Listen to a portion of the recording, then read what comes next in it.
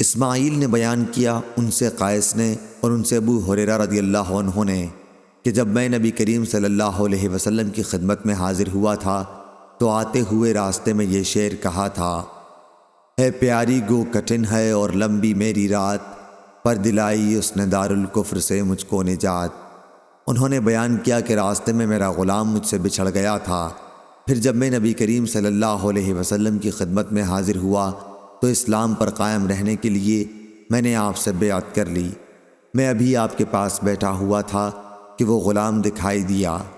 رسول کریم صلی اللہ علیہ وسلم نے فرمایا: ابو ہریرہ، یہ دیکھ تیرا غلام بھی آ گیا۔